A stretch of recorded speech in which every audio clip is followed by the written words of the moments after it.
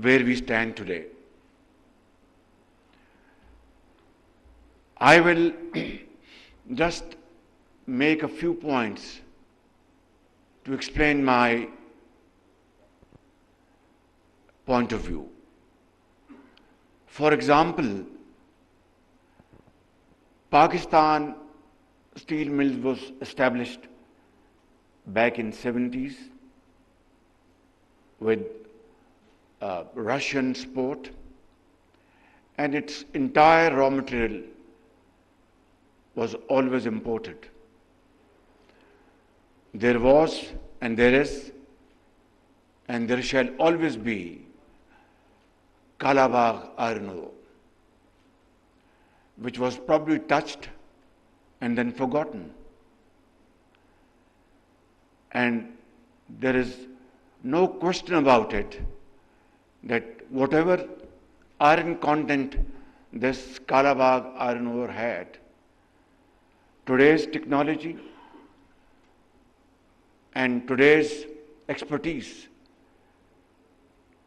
could have and can easily convert into a raw material for steel plants in the shape of pellets or in other forms. Ricodec, another case in point. Without going into details, there was a penalty of $10 billion imposed on Pakistan.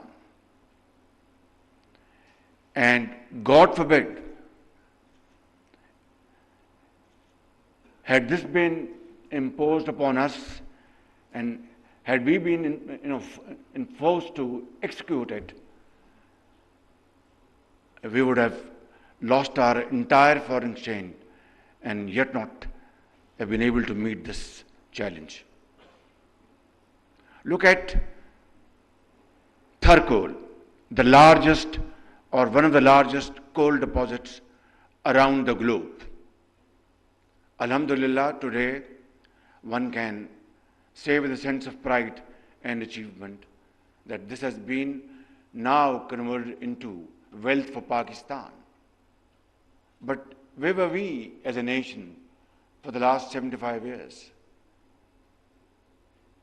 Were we beholden to certain cartels or not able to explore this huge wealth of Pakistan for the well-being of the people of Pakistan for certain pressures, political reasons, or what? Is a question to be looked into deeply. Look at Cheniot iron ore, another deposit which belongs to the poor people of Pakistan and was subjected to worst kind of pilferage and corruption and corrupt practices. I will not mention names here because that is not the intent and purpose of this meeting.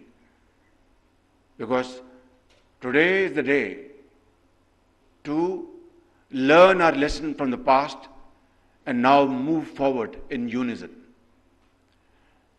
But let me say a couple of things about Cheniot iron ore.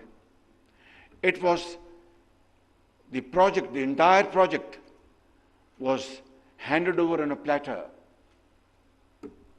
to a Pakistani residing in overseas, relative to one of those very influential people at that point in time, had no credentials, had no business history, and there was no bidding. It was simply handed over to him. And then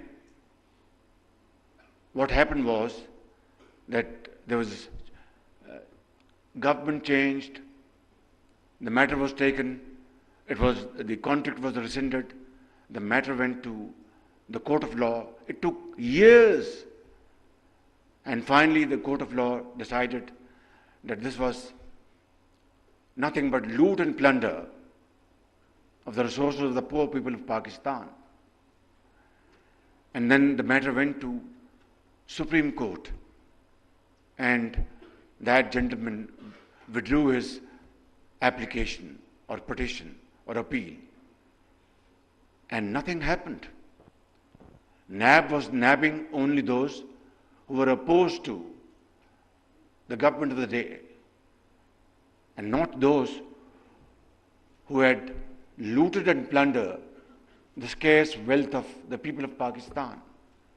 So, ladies and gentlemen, this is the story, heart-wrenching story of our journey of 75 years. You cannot blame anybody else except our own self. Those governments, those who are given the responsibility of serving the cause of the people of Pakistan. So, this is how we have wasted time, resources, and energies, which should have been dedicated for the well-being and prosperity of the people of Pakistan. Today is a day, I would say, that these wonderful speeches, presentations, now have to be converted into action. Because certainly in the past, many such events were organized, speeches were made, papers were read, presentation made, and when it came to the question of implementation, it was what I told you a minute ago, how a record was derailed, Tharkol, and so on and so forth. And I think, ladies and gentlemen, believe me, and this I'm saying without any fear of contradiction, that if we decide today that what we have seen in this presentation, what has been spoken about, if this can be converted in letter and spirit, then I'm telling you, this nation will find its lost place by the grace of God in the next few years, through hard work and through untiring efforts. And that is why I want to come to the point now. But before that, I would like to thank my brother, Minister from Saudi Arabia, for his heartwarming comments about our friendship, our brotherhood, our fraternity, which is absolutely beyond any ray of doubt. Saudi Arabia and Pakistan are two brotherly countries and have always stood by each other through thick and thin and supported the cause of both the countries at every forum and at every moment. The most recent example is your support to Pakistan to achieve IMF program. You contributed $2 billion to meet the gap, which was so vital for Pakistan's survival. And my brother, on behalf of the people of Pakistan and my government, I'd like to thank you and convey my sincere gratitude to my brother, His Royal Highness Mohammed bin Salman, for his wonderful cooperation at this hour of need. Thank you very much.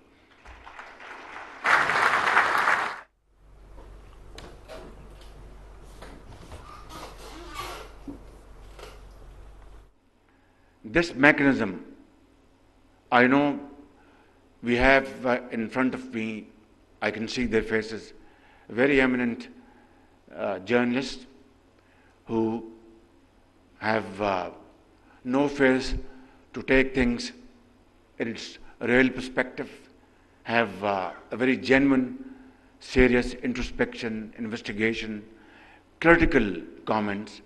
They would ask this question, that why this SIFC?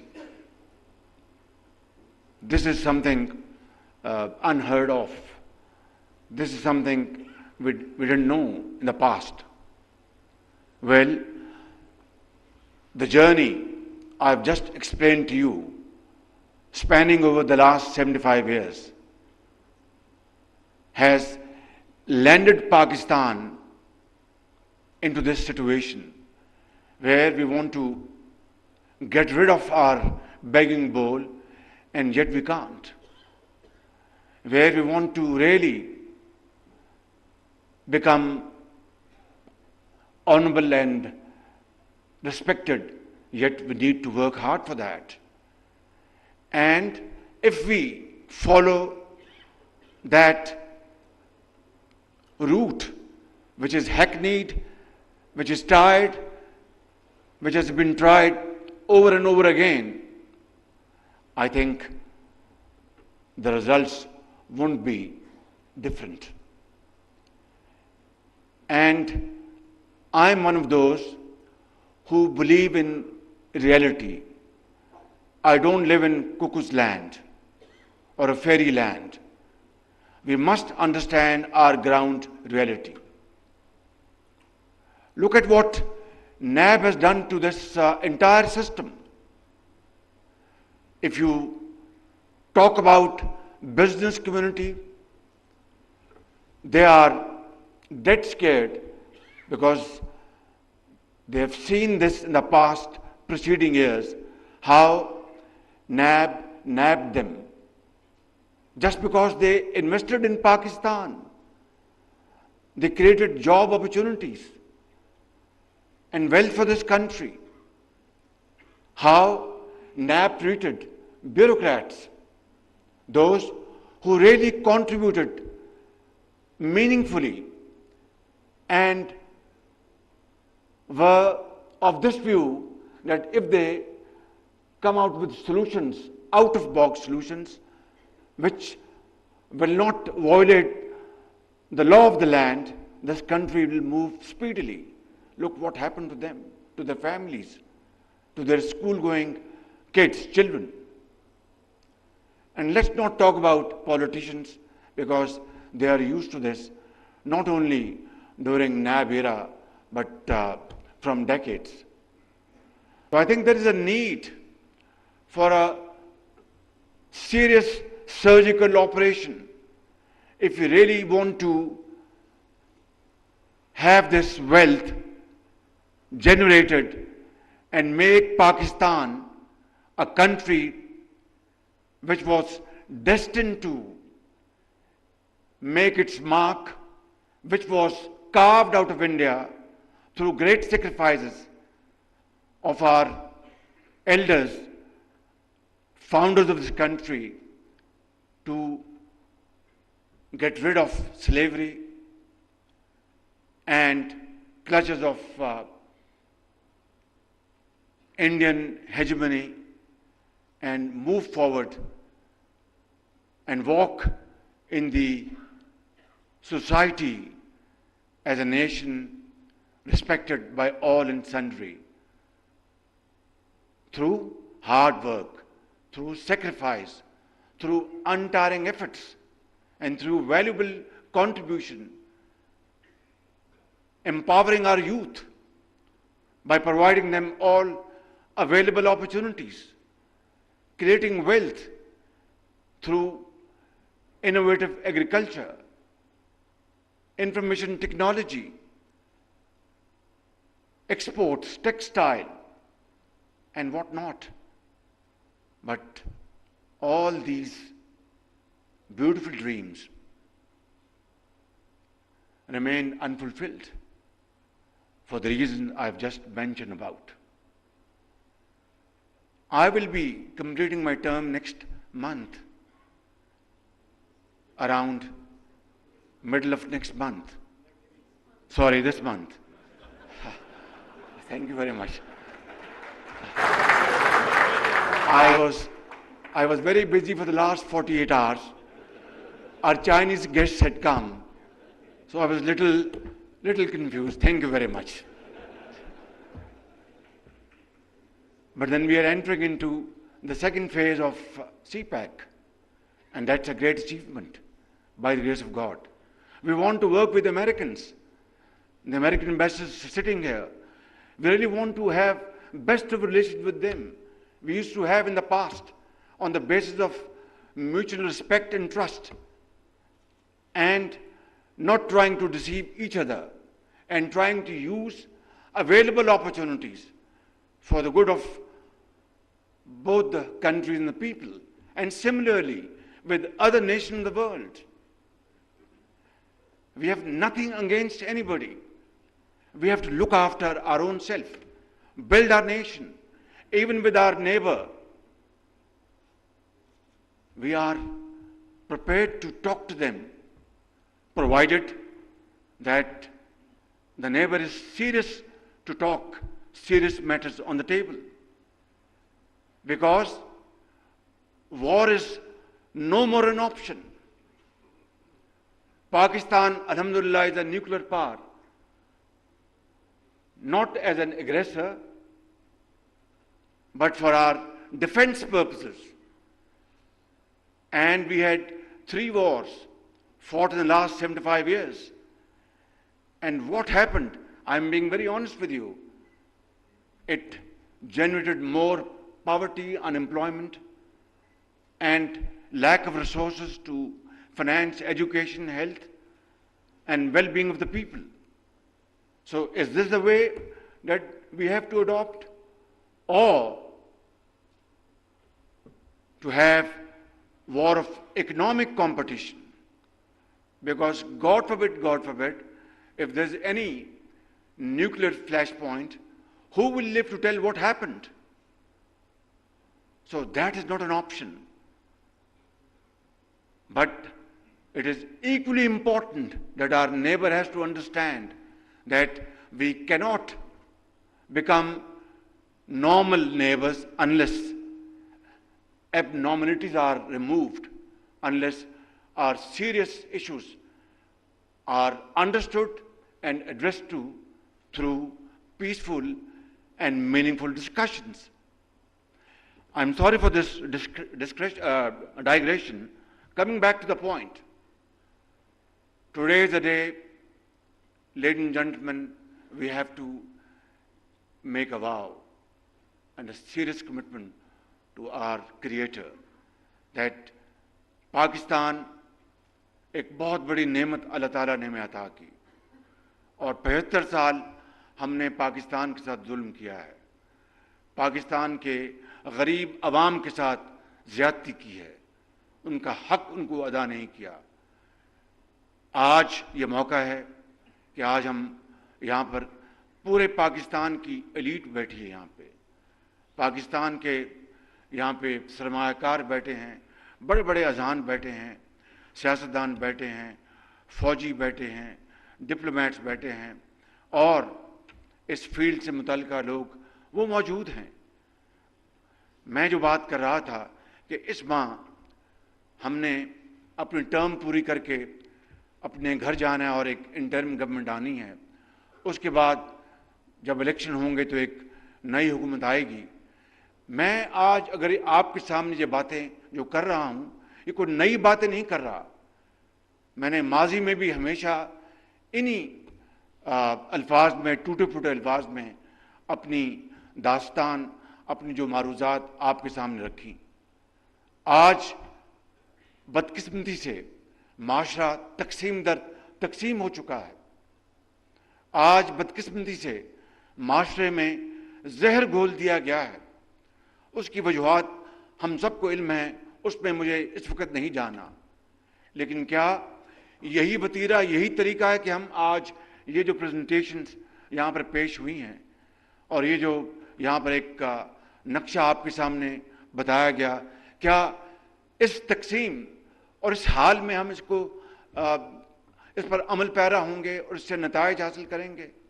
نہیں، جب تک کہ یکجہتی اور ایک اتفاق، اتحاد ہم اس کا فیصلہ نہ کر لیں، میں سمجھتا ہوں کہ ہم اپنی کاوشوں میں کامیاب نہیں ہو سکتے.